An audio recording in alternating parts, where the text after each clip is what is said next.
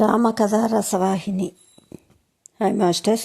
రామకథా రసవాహిని సీతా స్వయంవరం కంటిన్యూషన్.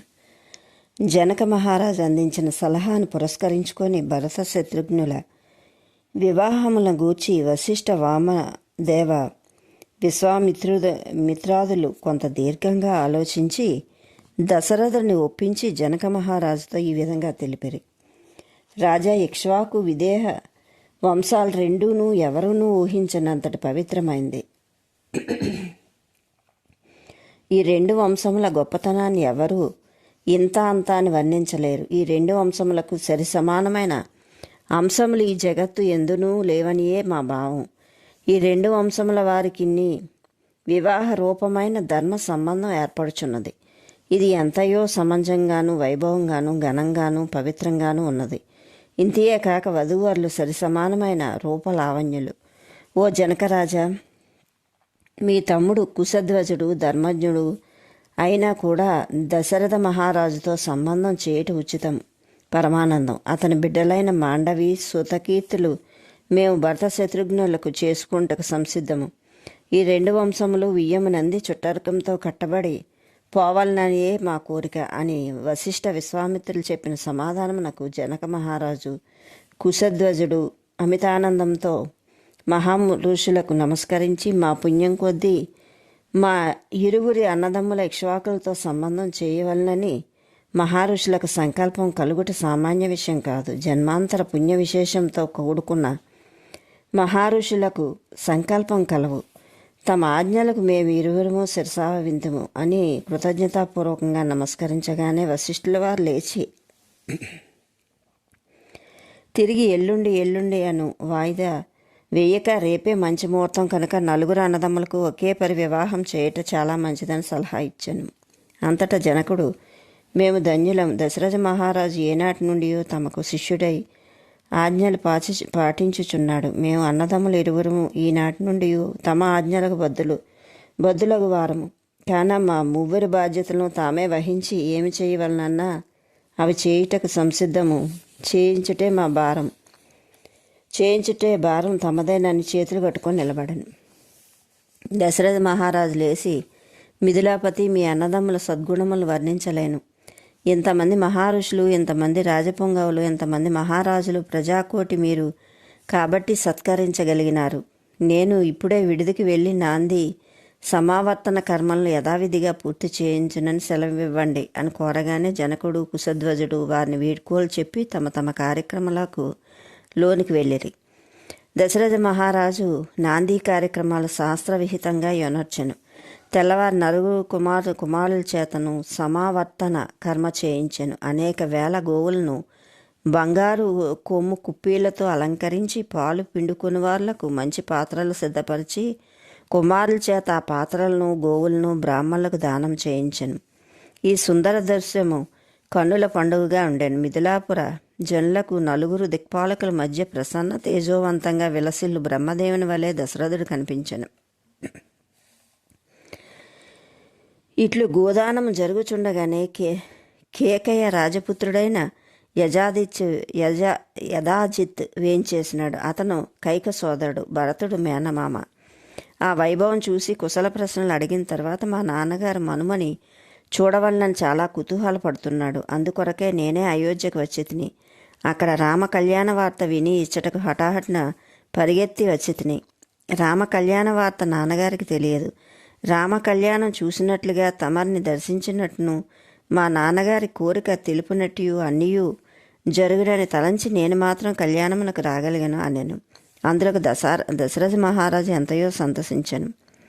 ఆ రాత్రి దశరథ మహారాజు కొడుకులతోనూ బంధుమిత్రులతోనూ అనేక రకముల ఆనంద విషయములు ముచ్చటించెను. విడిదిలో ఎవ్వరూ నిద్రించలేదు. ఎప్పుడెప్పుడు తెల్లవారినా నా చిన్న ప్రభువుల కళ్యాణం మేమెప్పుడు చూతుమా అని అమితోల్లాసంతో ఎవరికి వారు తమ ఇండ్లలో పెండిళ్ళు జరిగినట్ల భావించి బ్రహ్మానందం పొందుచుండిరి. మర్నాడు ప్రభాత కాలమున సమస్త కర్మలు ముగించుకొని మహారుషుల వెంట జనక మహారాజు యజ్ఞశాలకు బయలుదేరను. రామ, లక్ష్మణ, భరత శత్రుఘ్నులు మంగళ స్నానములు, పీతాంబరములు ధరించి తలపాగాలు కట్టి తురాయిలు వజ్ర వైడూర్యములు పొదిగించబడిన అనేక ఆభరణములు ధరించి దివినించి భూమికి దిగివచ్చిన దేవసుందరుల వలె తేజోవంతమైన ప్రకాశించుచు విజయము అను ముహూర్తంలో అనేక మంగళ వాయిద్యములు ధ్వనులు మిన్ను ముట్టుచుండ యజ్ఞశాలకు నడిచినారు. వారి వెంట మంత్రులు, సామంతులు, పరివారము పెండ్లికి కావలసిన సామగ్రితో, ఆభరణాలతో, పీతాంబరములతో, ధనరాశులతో బయలుదేరిరి. వారు వీధి వెంట మంటపమునకు వచ్చుచుండ మిథిలాపుర జనుల వీధులు నిండి రెప్ప వాల్చక వాళ్ళ వైపు చూసి, ఆహా ఎంత సుందరులు వీరు, నిజంగా సామాన్య మానవ మాత్రులు కాదు, దేవలోకం నుంచి అరుదించినారా అన్నంత ఆశ్చర్యం పొందిరి. ఒకరితో ఒకరు గుసగుసలు పోయిరి. ఇంతటి చక్కటి రాకుమారులు మేమెప్పుడూ చూడలేదని స్త్రీలు అమితానందం నొందిరి. మిద్దెలు, కిటికీలు, వీధులు కిక్కిరిసిపోయాను. ఇట్టి సుందర విగ్రహములు మంటపము చేరి అంతటా జనక మహారాజు మందహాసంతో తన తమ్ముడైన కుశధ్వజునితో తమ పుత్రికారత్నములు మంగళ స్నానములు చేయించుకొని పెండ్లి కుమార్తెల వలె తయారు చేసి మేలుముసుగులు ధరిపించి వారి వెనక వచ్చుచుండ వార్ల వెనక వేలాది దాసీలు పెండ్లికి సంబంధించిన ఫల పుష్పాదులు, పసుపు కుంకములు, అక్షతలతో, ఆభరణాలతో, పీతాంబరములతో కదిలి వచ్చుచుండ మిథిలాపురం పూర్తి కదిలి వచ్చుచుండెను. 4 వధువులు 4 దీపముల వలె వెలుగుచుండెరు. ఒకవైపున రామలక్ష్మణులు, భరత శత్రుఘ్నులు, మరోవైపు సీత, ఊర్మిళ, మాండవి, సుతకీర్తులను పీఠభూములపై ఆసీనులయ్యిరి. ఇరువురి మధ్య మంచి మల్లు వస్త్రములు అడ్డుపెట్టిరి. అయోధ్యవాసులందరూ దశరథ మహారాజు వైపున, మిథిలానగర ప్రజల జనకుని వైపున ఆసీనులయ్యిరి. పెండ్లి పందిరి అనేక విలువైన ఆభరణాలతో అలంకరించిరి. అది చూచుటికే మిరుమిట్లు గొలుపుచుండెను. వచ్చిన వార్ల దృష్టి పెండ్లి పందిరి మీదనే ఉండెను. అంత ఆకర్షణీయంగా శృంగారించిరి. వేలాది బంధుమిత్రులు చేరి నిజంగా ఆనాడు మిథిలాపురికే కళ్యాణం అన్నట్టు తోచింది. ఇంతలో దశరథుడు లేచి ఇంకా ఆలస్యం ఎందుకు అని వశిష్ఠుల వారితో మనవి చేయగా జనక మహారాజు చేతులు జోడించుకొని వశిష్ఠుల వారిని ప్రార్థించి ఈ కార్యము తామే చేయించవలనని అర్థించెను. అంత వశిష్ఠుల వారు విశ్వామిత్రుని, శతానందని తన వెంట పెట్టుకొని పండితులు వేదమంత్రులను మిన్నుమిట్టుచుండ అగ్నివేదికను ఏర్పరచిరి. గంధ పుష్పాలతో సువర్ణ పాలికలను, మొక్కలున్న అడుగులేని పాత్రలను, మొలకలు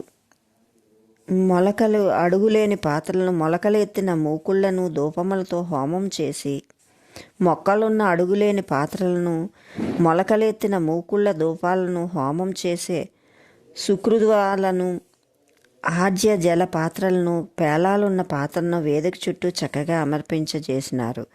వేదిక మధ్య భాగంలో అగ్నిహోత్రములు నుంచినారు. హెచ్చు తగ్గులు లేకుండా సరి సమానంగానున్న దర్భలను యథాశాస్త్రంగా సుమంత్రకంగా పరిచినారు. వధూవరుల అభ్యుదయం కోసము వేదిక మంత్రాలతో, హోమాలతో చేయసాగినారు. ఒకదానిపై ఒకటి చేయించవలసిన వేద విహిత కర్మలు సక్రమంగా చేయించి కంకణములు కట్టించినారు. కన్యాదానములకై తగిన ఏర్పాటు చేసి జనక మహారాజు గారిని వశిష్ఠుల వారు ఆహ్వానించగానే జనకుడు సర్వాభరణదారుడై హోమ వేదికకు వచ్చెను. అంత వశిష్ఠుల వారు ఆజ్ఞానుసారం సీత చేతులు రాములు దోసుట ఉంచి నారికేళమున హస్తమునందు క్షీరమునందు విడుచుచు జనక మహారాజు నేత్రముల నుండి ఆనంద బాష్పములు కార్చుచు, రామా ఇదిగో సీత నా కూతురు, ఇక నీకు సహధర్మచారిణి, సమ్మతించవలను.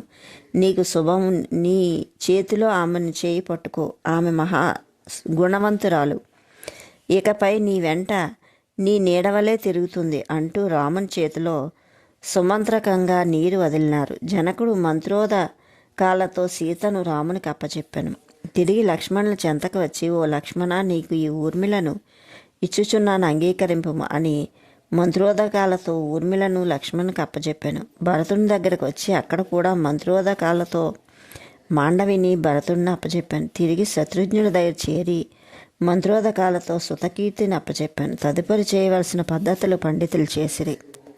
ఆ మండప మధ్యస్థానమున జనకుడు మొరయుచు నిలిచి, ఓ సామ్యులారా, మా కూతుళ్ళు మీకు ఇల్లాండ్రులు అవుతున్నారు, ముహూర్తానికి ఆలస్యం లేదు అని అనుచుండగా వశిష్ఠుల వారి అనుమతితో 4 అన్నదమ్ములు ఆ 4 అక్క చెండ్రుల చేతులు పట్టుకొని అగ్నిహోత్రుని ప్రదక్షిణం చేసి తదుపరి జనక మహారాజునకు మహర్షులకు ప్రదర్శనం చేయి నమస్కరించిరి. వారు నమస్కరించుచుండగా పుష్పవర్షం కురిసెను. మంగళ వాయిద్యములు మోగెను. సభాసదులు అక్షింతల జల్లెరి. మిన్ను ముట్టినట్లు శుభం శుభం అను శబ్దము కర్ణానందంగా మోగెను. దేవదుందుబులు మోగెను. అప్సరసలు పాడిరి. దాసీలు గౌరీ కళ్యాణమే అని మంగళ గీతములు వివిధ స్వరములతో ఇంపుగా పాడిరి. నలుగురు కుమారులు తమ తమ సతులతో కూడి సభాసదులకు వందనమనర్చిరి. మహాసభ మంగళం మంగళం అని పలికిరి.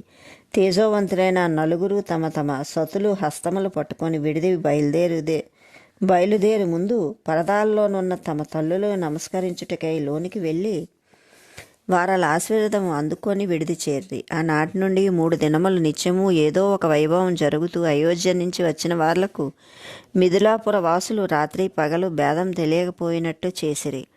పెండ్లి జరిగిన మరుదినము విశ్వామిత్రుల వారు దశరథుని దగ్గరకు వెళ్ళి తాము సంకల్పించిన కార్యం అమితానందంగా పూర్తి అయిందని తెలిపి రామ లక్ష్మణ భరత శత్రుఘ్నుల దగ్గర చేర్చి శిరస్సును ముద్దాడి ఆశీర్వదించి తానికి హిమాలయంకు వెళ్ళుతుందని తెలుపగా రామలక్ష్మణ భరత శత్రుఘ్నులు నమస్కరించిరి.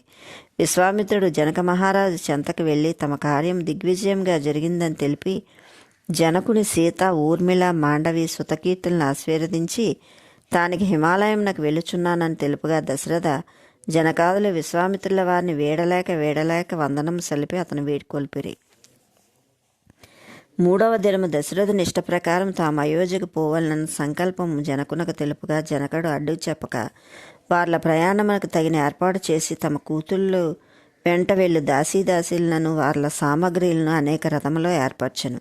ఏనుగులు రథములు గుర్రములు గోవులు అనేకంగా తమ బిడ్డలకు బహుమతిగా ఇచ్చాను. అల్లుండను మహా విలువైన ఆభరణాలను రథాలను ఇచ్చాను. దాసీలకు 10 సంవత్సరములకు సరిపడు వస్త్రములు ఆభరణములు అనేక రకములైన నిత్యానుకూల వినియోగించు సామగ్రిలను ఇచ్చాను. 3వ దినము తెల్లవారేసరికి రథములు సిద్ధమాయెను. మిథిలాపురమున అంతఃపురమే కాక పురస్త్రీలందరూ కన్నీరు కార్చిరి. సీతను ఊర్మిళను వేడలేక ఎంతోమంది వృద్ధదాసీలు దాదులు కన్నీరు మున్నీరుగా ఏడ్చిరి.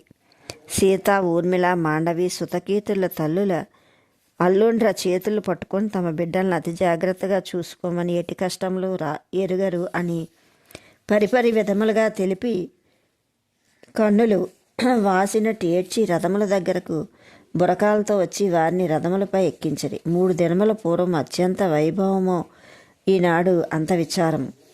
ఆ రథము ఒకదాని తర్వాత ఒకటి కదిలాను. సీతను వీడలేక ఒకవైపు దుఃఖం పొర్లి వచ్చుచున్నను తాను నిగ్రహించుకొనుట అనేక ప్రయత్నములు జరుపుతూ వారిని సాగనంపుటకు జనకుడు దశరథ మహారాజుతో కొంత దూరం వెళ్ళాను. ఇట్లు వెళ్ళుచుండ జనకుడికి తన కుమార్తె యొక్క గుణగణములు వర్ణించుచు కన్నీరు కాచుచు బాగుగా చూసుకోమని వారి క్షేమ సమాచారం మీద తెలుపుమని అనేక పర్యాయములు తెలుపుతూ వెళ్ళుచుండాను. అందుకు దశరథుడు కూడా అనేక శాంతవచనములు తెలుపుతూ జనక మా ఇంట్లో ఆడబిడ్డలు లేని కారణంగా వారే మా బిడ్డలుగా భావింతుము.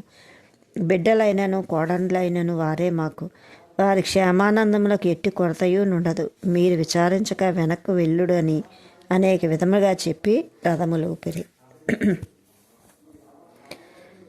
అంతా జనకుడు తన అల్లుడన్న వేరొక రథం దగ్గరికి వెళ్ళి వారిలో అనేక రకములుగా నోదార్చి ధైర్యవచనములు తెలిపి ధర్మసూక్తులు గుర్తు చేసి అత్తామామల దగ్గర భర్త బావమర్దుల దగ్గర నౌకర్ల దగ్గర ఎట్టు మెలగలను మరొక జ్ఞాపకం చేసి వాళ్ళ నమస్కారములు అందుకొని తమ వాళ్ళ శిరస్సును ముద్దాడి ఆశీర్వదించి వెనక్కి తిరగలేక బోర్ని ఏడ్చి రథంలో కూర్చున్నాను.